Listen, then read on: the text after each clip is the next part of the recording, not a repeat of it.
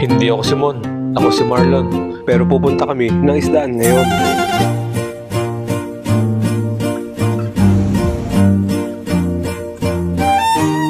Mga Thailand tourists ba ang hanap nyo? Tara, samahan nyo kami dito sa isdaan, sa Kalawan, Laguna. Galing nga pala kami ng San Pablo City. At syempre, dadaan kami sa bayan ng Kalawan, Laguna. Pagdating mo dito, napakalawak ng parking nila, kaya hindi ka na mamumroblema. Sa tabi nga lang pala sila ng highway, kaya mabilis na silang makikita. Pagbungat pa lang, ito lang sasalubong sa'yo. Talagang mapapasayaw ka. At pagpasok mo, bubungat agad ang mahabang pila. Pero okay lang yan, dahil habang nag-aantay kami, meron naman mga nagpe-perform sa harapan nyo para hindi mainit ang mga customer.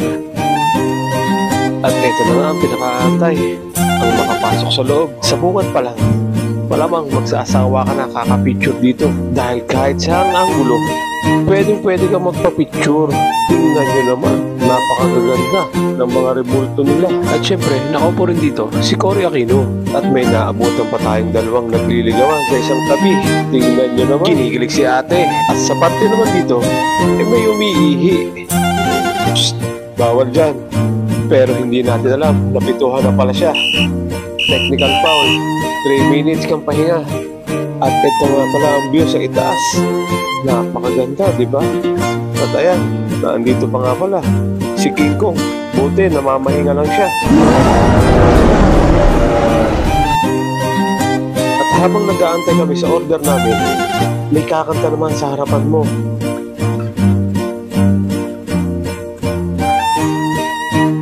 Napalaki nga pala ang tip ko sa kanila.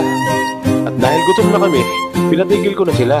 At eto na nga pala ang mga in-order namin. Lechon manok, sinigang na baboy, beef kare-kare na may bagoong, at may free pa silang ginataang papaya na may tahong. At syempre, hindi dyan mawawala ang crispy pata. Eto nga pala kami mga kumain dyan.